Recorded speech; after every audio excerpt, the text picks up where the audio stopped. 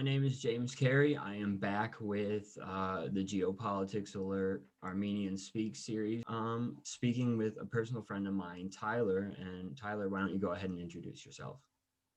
Yeah, my name is Tyler Aram Voskericyan, fourth generation descendant of Armenian genocide survivors in the Metro Detroit Dearborn area. And I am a union member and activist with Unite Here, formerly UAW. All right. So, I obviously, we've known each other a long time. I study Turkey a lot and shit like that. So these things, obviously, we've had a lot of long discussions about all of this, the regional type of mess that Turkey creates, and other things too, as far as Armenian history and the genocide and stuff like that. We've had long conversations about a lot about this, but let's start out with some basic information. Why don't you tell us, give us a general idea of who the Armenian people actually are, because I think that's unclear, especially with the confluence of all these different groups in the region where they live. Yeah, the geography of the region for Americans is really confusing. The word Middle East really doesn't help that. It's kind of a nonsense word. People are pushing towards Southwest Asia as a more kind of accurate description of the region. And I think that's a good way of picturing it. Basically, the Armenians are in the Caucasus Mountains, which separate, broadly Russia from Turkey. And those are countries that, most people would be familiar, could place on a map. And, on the other side of Turkey is, below and to the east would then be what we would consider Arabia or Mesopotamia, and then we would have Persia or Iran. So Armenia is kind of a crossroads of all those different countries right now, which are, very influential countries today and going back to the dawn of written history, frankly. So Armenia has always been kind of in the middle there, but, being in the mountains prior to modern technology, things like cars and Jeeps, and, now that we have drones and jet planes, they were kind of inaccessible and had been able to maintain their independence to more or less extent. So let's start. What region do they actually originate from? Are they like a sort of the same region as the Turks themselves, out of like the eastern steppe area? Or is there... Okay. We have linguists have done a great job in kind of retroactively recreating the Indo-European language and language family. And these are most of the languages of Europe and North Africa and Southwest Asia and Central Asia. So these were people who originated from somewhere on the steppes. I mean, that was prehistoric, so we'll never really know for sure where they came from. And they had spread so far that, for example, one of the biggest language in Europe that isn't descended from them are the Basque, another type of mountain people. Every other language, even the Celts, people who were there, Celts, Bretons, people there who were there before the Romans and were almost exterminated by the Romans, even they were Indo-European. So this would happen quite a long time ago, but Armenians themselves are one of the earliest branches of this family tree. So that shows that while the language may have come from the steppes, like the vast majority of languages surviving today in Europe and North Africa, that they were one of the earliest branches. And we can see that the culture has more or less been consistently settled in the area due to the archaeology. Things like pottery are showing consistent styles from as far as there is, first recorded evidence of Neolithic civilization to the written historical record. Right. I mean, they were kind of, as far as I understand, they were around like pre-Persian era. Yeah, definitely. They're recorded, and that's a time of like almost like pre-civilization, like the Assyrians and stuff like that back in that period. Yeah. So we have a host of civilizations that frankly we only know about due to archaeology and little bits and pieces in the Old Testament. And then starting with like Darius the Great, then we get the historical record where we have more of a blow by blow of how people perceive these things actually to have happened. Persia is a great place to kind of start thinking about this stuff because it was the first multi-continental empire. Absolutely huge. I mean, stretching from, Greece to Afghanistan. And Persia was almost the final nail in the coffin for, the Egyptian home rule of the Egyptians. So that's a great place to start. That's around 600 BC or earlier than that. And they also kind of defined the model of empire that we would have in Europe and Southwest Asia and North Africa for quite a long time. I mean, they were content to let people govern themselves as long as they paid taxes to the central authority. And, the administration was done in the language of Aramaic, which was super influential to the point where that was the language that Jesus was speaking, 1,000 years later in his day-to-day life. So are you saying they're the protagonists of 300? Absolutely. Yeah. I mean, so part of their model was that they had many, many democracies in Anatolia who were part of the Persian Empire. These were people who ruled their city-states democratically, or whatever they would consider that. I mean, democratically for male slave property owners, what have you. Yeah, much softer than like the Assyrians. Yeah, so they were a lot more tolerant than the empires that came before them, and that's what kind of allowed them to conquer more territory or rule or administrate more territory rather than trying to force everyone to learn their language and things like that. Right. Yeah, they were obviously like a much more almost like the Khans were a similar way. We'll get to them, but right. So yeah, in the large sweeps of history, you in the region you have the Persians, and then you have Alexander the Great, who comes and does essentially the same thing. I mean, the center of gravity in the Persian Empire is so massive that people who conquer them become Persian. And we see that to a lesser extent in Egypt too, where the culture is just so entrenched that, and it works, this works for this environment. This is a rule, a method of administration that's suitable for that environment. So conquerors who try something different lose out, and ones who kind of assimilated to that culture, do have a better job. In this period, Armenia had adapted to the Persian religion, Zoroastrianism, which was, I consider that the first monotheistic religion. People try to argue that, it's dualistic, so this isn't a pagan religion how you would think of it, because there's not a pantheon, right? There's the good God and the bad God, to massively oversimplify it. Yeah, to me, it seems like Gnostic almost. Would that be? Well, I would say that Gnostics were influenced by them. Okay. Because these guys are so influential that so the Magi, that's where we get the word magic, right? Mm-hmm. So it was always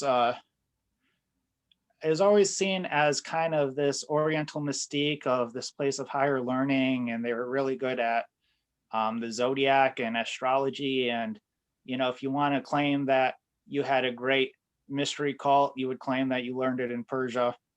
And, people would be, in Greece, I'm talking about, would be really impressed by that. So we can eventually get to the Romans, right? And the Romans are kind of strange because they're a European power that has since, and a European seed power at that then had muscled into the territory of these Asian land empires. So that period, even though we're much more familiar with it, is kind of an anomaly for the region. Most of the history of this region has been ruled by land empires in Asia. Right. So it's I really don't think that the Roman Empire's rule in the area was necessarily sustainable. In that period, though, that's when we do get Christianity. So I understand that you have some questions about the Armenian Church. Well, before we get to that, why don't we talk about, can I ask a quick question as far as it relates to Persia? I mean, at the time of the Persian Empire and the Armenians living under it, what territory were they occupying as far as across like Anatolia and stuff? Where were they? Because obviously now they're confined to this small space of the world with the majority in diaspora. So what was like the historical, and obviously it's hard to tell with a nomadic type people in the beginning, but what were like the historical range of lands that they typically occupied prior to, say, the Romans coming in? So I would say almost the entirety of the Caucasus, and from sea to sea. What is that? That's the Black Sea, and is it the Adriatic Sea? Yeah. On the other side. So that's what's considered Greater Armenia.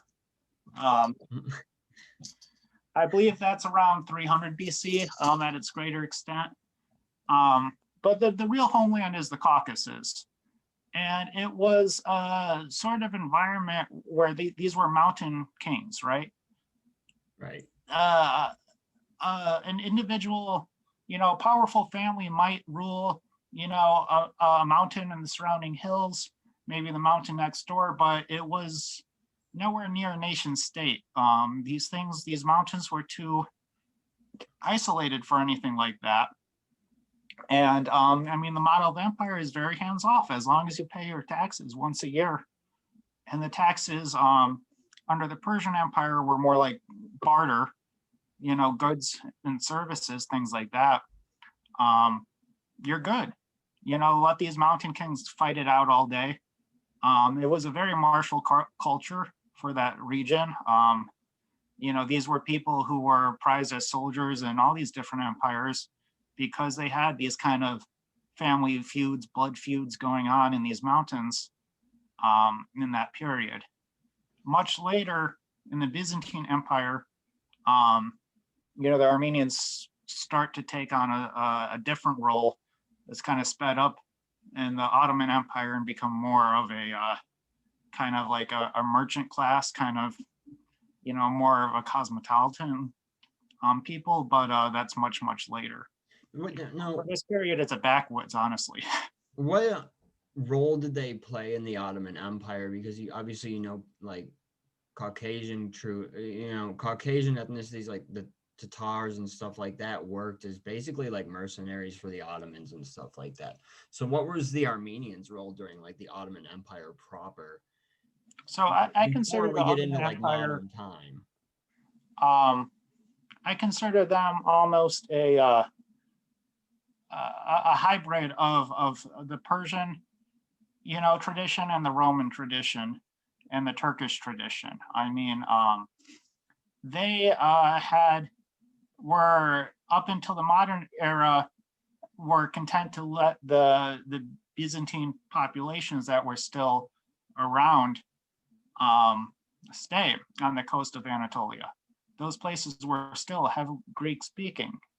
And it was essentially pay your tax and pay your jizyat, I believe is might be how it's pay your tax and pay your jizyat, which is the tax that the non-Muslims would pay to for essentially the right to govern their own communities under their own laws. And Um, so, and then they were later part of, you said, the Eastern Roman Empire then. yeah, so Okay. Yeah, you can go into that if you're ready. yeah, I mean, what I'd like to go into would be the church. It's called the Apostolic Church because it was founded by the apostles, Thaddeus and Bartholomew. So within the lifetime of Jesus, they had gone and established churches in Armenia. And they, those churches then would, by 400 AD, have converted the nation of Armenia, the king, prior to the conversion of the Roman Empire. So that's where Armenians get the claim of the first Christian nation.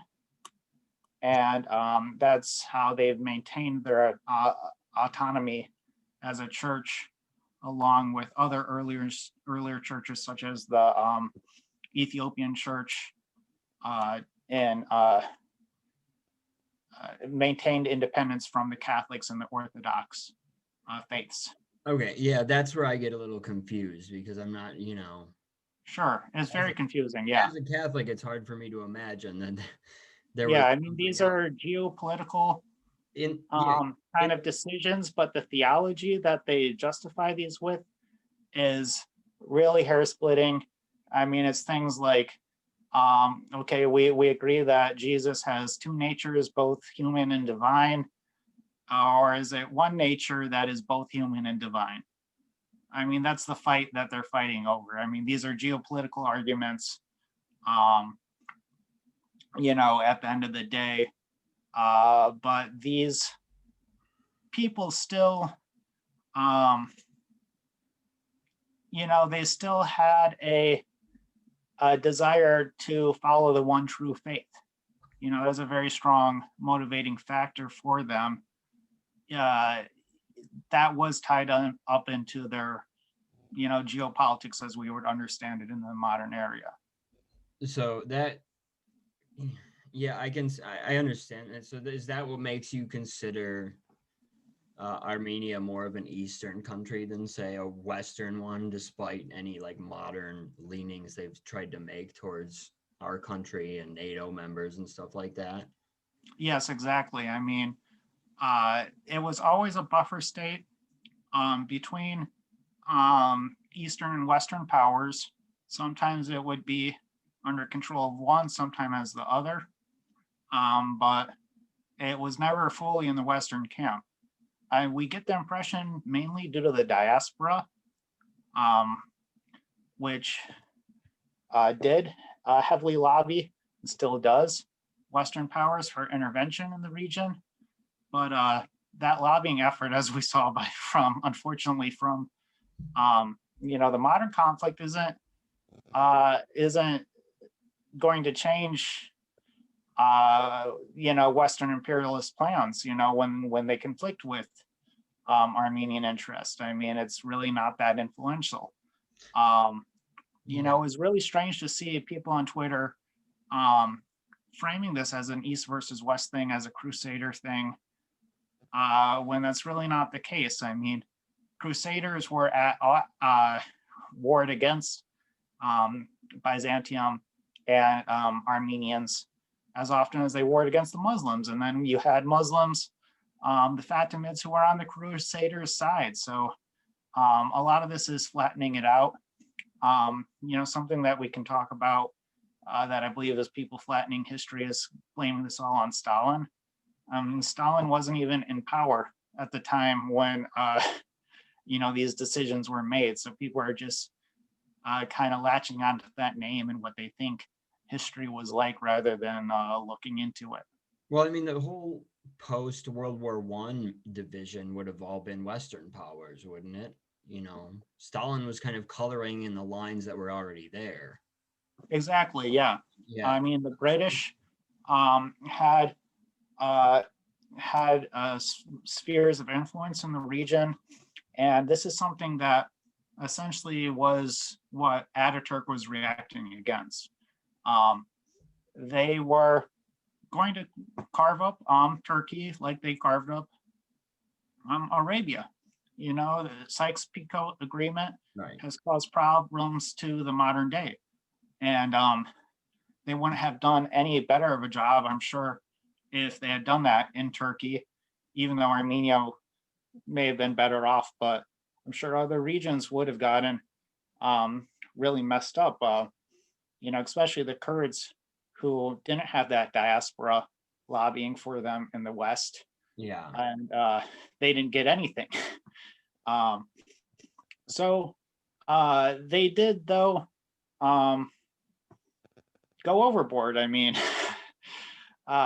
they the Turkish War of Independence was looking to grab as much territory as it could, and I mean, just keep in mind that this is after the genocide. The genocide was under the Ottoman Empire, even though the Young Turks were still influential in the Ottoman Empire and decisions being made. This is kind of more, the Turkish War of Independence is more of a land grab than a war of extermination, but it is still hitting hard on these refugee populations from just a few years ago, had gone through utter hell. And the genocide was framed as deportation, but I mean, that's everyone frames these things like that. Well, the excuse is always there's no paper like the final solution document. You know, there is a paper. I'm sure there's multiple, but that is the Western excuse, is there is no, like, smoking gun, as they'd consider it, which is like the final solution documents. Yeah, if only they had enough food and railroad cars, you know, they wouldn't have had to march through the desert with no food and water. You know, they just forgot about that part. You know, it's just incompetence. It's crazy. They probably bought, well, no, it was too early, but they probably would have bought the boxcars off Nazi Germany if time had worked out right. But yeah, there's no, the Western argument is like, oh, well, we don't have any explicit proof that it was nothing more than the relocation. And while we're talking about the transitionary phase, you know, even though the genocide did primarily occur under the Ottoman Empire and the Young Turks still under the Ottomans, when Ataturk came around, I mean, Ataturk was still active during these years, and obviously Ataturk came to power, and the CHP has rarely let go of Turkey since. From what I understand, Ataturk had some knowledge of the genocide, and what extent was that to your knowledge? Frankly, I'm not an Ataturk expert. I don't blame you, but one thing that did kind of come up to me when I was doing my research on this period was, you know, there was a very real reason for there to be this kind of sense between the newly formed USSR and the newly formed country of Turkey, that they're both enemy of my enemy is my friend at this period. It was almost like a non-aggression pact, and you know, the USSR had sent gold and arms to Turkey at this point to prevent this kind of nightmare scenario from their point of view of these Western, you know, pseudo colonies being set up right on their border. So this is the period where Turkey pushes back what was the Russian imperial front back to the modern confines, the modern, you know, lines of the modern nation of Armenia. And but then Turkey gets what they want, right? And then they come to peace with the West. And at this point then is when the Russian army moves into the Caucasus, you know, to counter kind of British influence coming up from Persia. See, that's interesting. I didn't quite understand that. So is that what drove, so you're saying the recreation of Armenia basically was done through the Soviets after Turkey had decided to go west? Because obviously we know Well, yeah, Ataturk had some there's a lot socialist of Armenian liberals who, anti-Soviets, right? right. Who uh, blame the USSR for snatching away Armenians' independence. Armenia was only an independent country for 2 years before it became one of the founding members of the USSR. My argument would be that USSR saved them.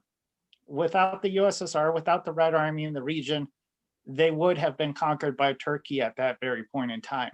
That was kind of my question. It seems like if Turkey hadn't have turned west and the USSR hadn't have had a reason to suddenly be aggressive and suspicious, wouldn't what is Armenia now just be a part of Turkey? Wouldn't it be an extension of Turkey possibly? I would believe so. Yeah, 100%, but yeah. The British probably, had sights on the entire Caucasus, which, even the parts that we would consider Russia are still highly volatile to this day. Chechnya and places like that have other thing, their own histories going on, and some of the same scenarios deriving from the fact that these mountains are inherently ungovernable, or less governable than modern nation states would like. yeah, absolutely. I think a lot of people learned that this year. And it is really eye-opening to look at a topographic map. They're a lot better these days, like the CGI ones. Kind of are easier for me to process than the old maps with the shaded lines. And those are really amazing because you can see the nation states without any lines. Just bordered. There's a reason. There's it's like history, they say, is 90% geography, 10% common sense. That common sense is just, what do these great men, Alexander the Great, Napoleon, whatever, what do the economic processes do with the geography that's, they've inherited? Right. And then obviously, there's whole different factors of the like balkanization processes across the world and things like that artificially change maps to try and weaken, regional alliances and things like that. But at the same time with Armenia, when you look, especially like when you look at Artsakh, it seems like it's almost similar to a Kurdish situation where these people have lived in the mountains so long, or even like Afghanistan, man, where you have these people who've lived there their whole life in these mountains and, they're used to it. I think that's why you saw so much trouble when the Azeris tried to move into Artsakh initially, because they weren't prepared for that kind of combat. Yeah, so they had,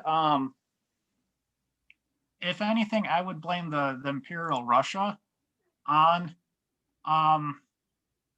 sort of the situation, because this is the environment where a lot of the Azeris, they administered places city by city rather than really nationality or region or like a nation. So this area, Armenia and Azerbaijan, were both mostly administrated from Baku and Tiflis in Georgia. So you kind of get, you have these imperialist powers playing their divide and conquer games in the region, sort of disrupting what was the settlement pattern going back forever, where you have the mountain, the mountain lifestyle in the mountains, and you have the plains lifestyle in the plains, which was the environment that we had when the Turks initially came in. I mean, they didn't settle in Armenia. They came through Armenia to get to the plains in Anatolia, which is where they wanted to be. They wanted to keep their plains lifestyle. Right. They didn't want to adapt a brand new mountain lifestyle.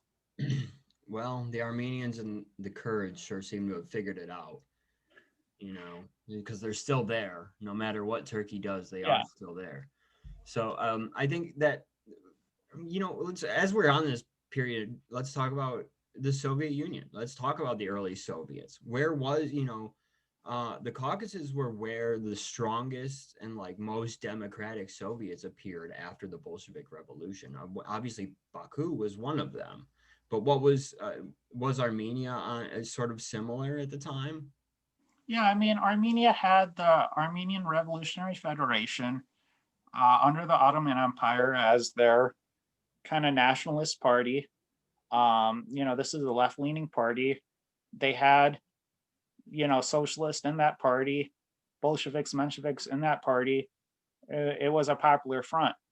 During the Russian Revolution and Civil War, those coalitions started to break up, and a lot of the more nationalist members, formed in opposition to the Yerevan Soviet, of course, formed by the Armenian Bolsheviks.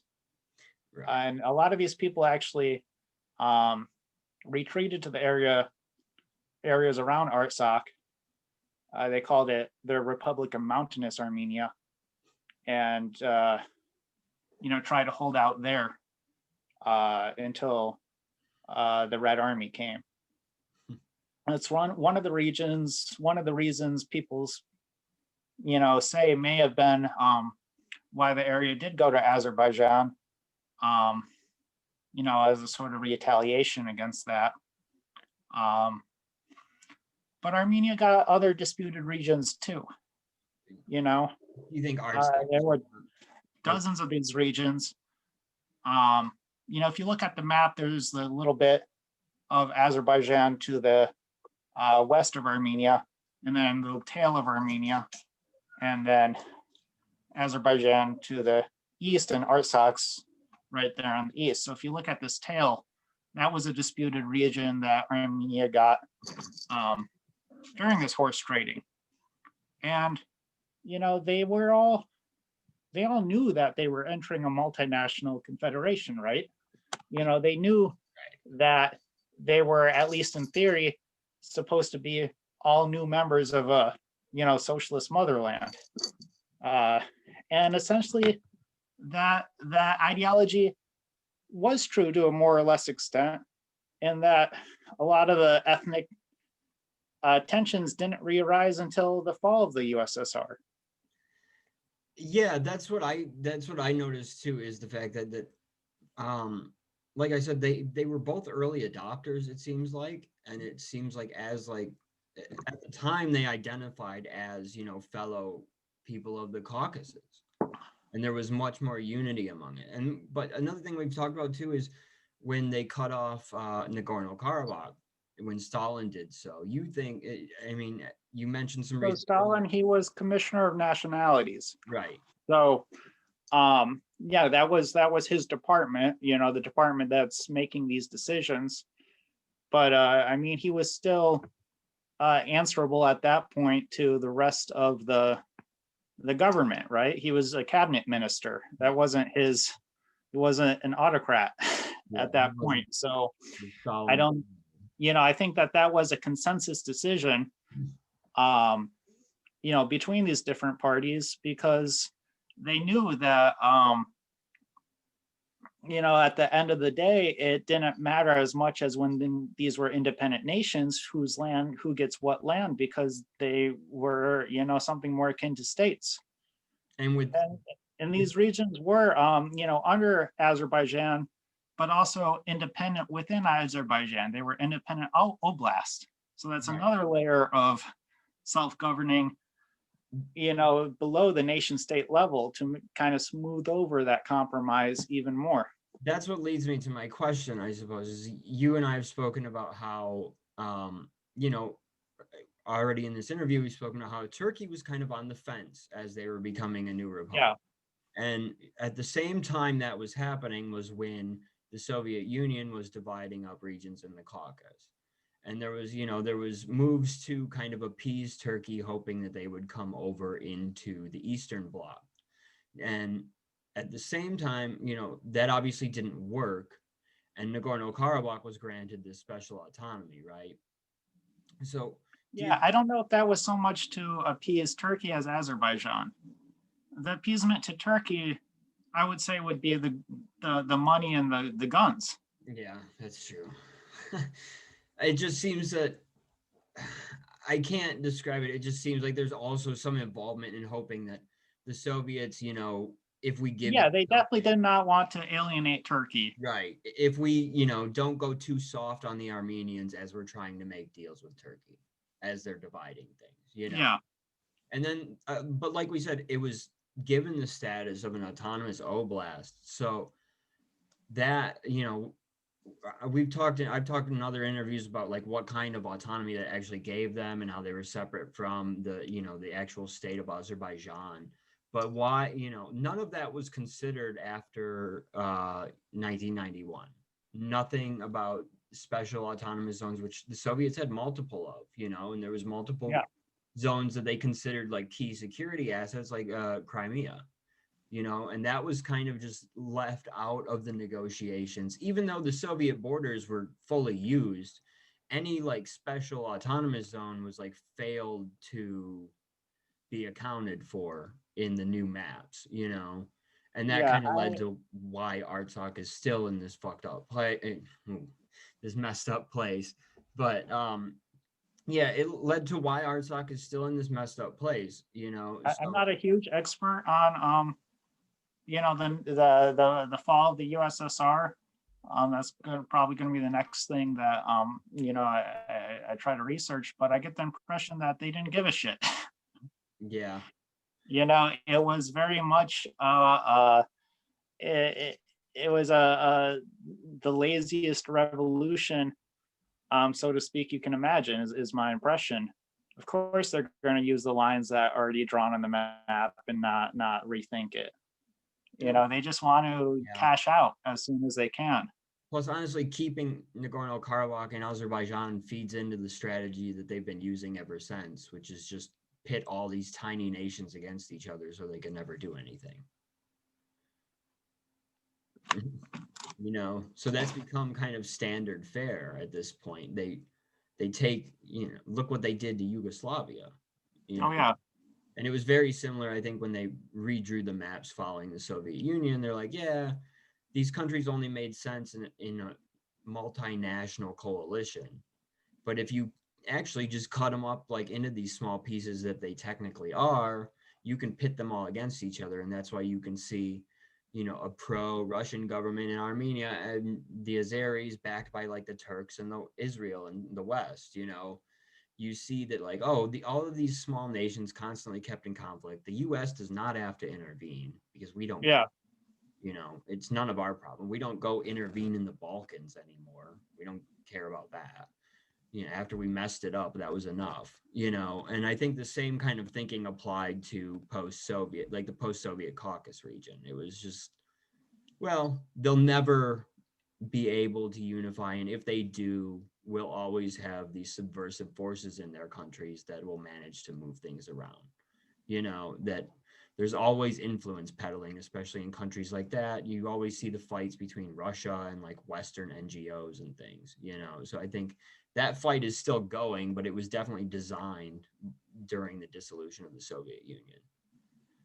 So, I mean, I guess we can probably get close. We're close to the end here. What are your, the war in Artsakh is what, technically wrapped up, with some pretty unfortunate losses. What do you think happens next? I mean, if you just want to give your best guess.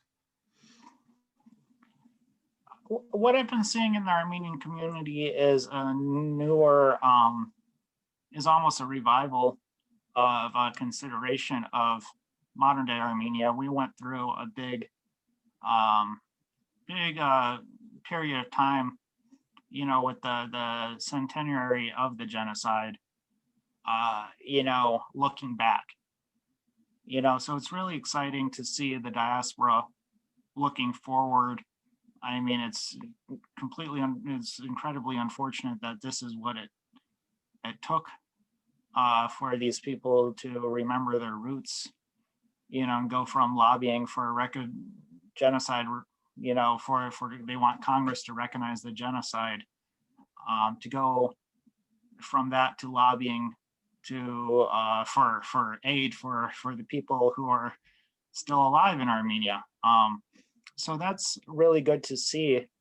And I really, I can't wait for the day where you can go to a restaurant, run by Armenians that serves Armenian food that doesn't have Mediterranean in the name.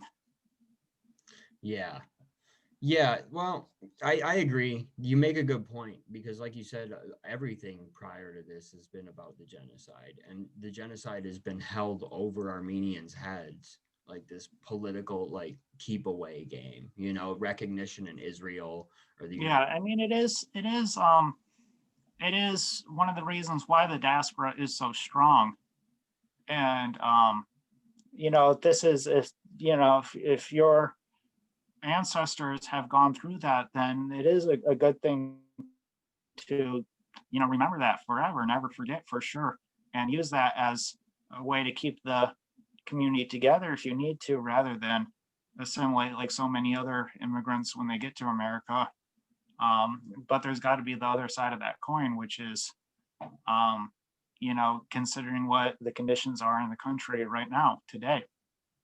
Yeah, I think it's just a good point. I just want to emphasize that I think it's definitely a good point that things have changed because especially over the last few years as tension has gotten high with Turkey and Western countries, they've started playing with this idea of like, oh, well, we might recognize the genocide, we might not, they bring it up to a vote every once in a while when they're about to sanction Turkey. So looking ahead, I agree is definitely something positive that came out of this. And I hope that, there's more of it. Yeah.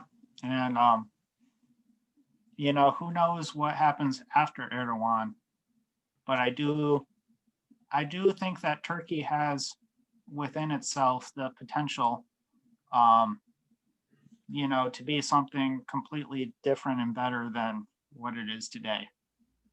And I hope that I see that in my lifetime. Yeah, I hope that I can go back to, the villages in Western Turkey and see Armenian names.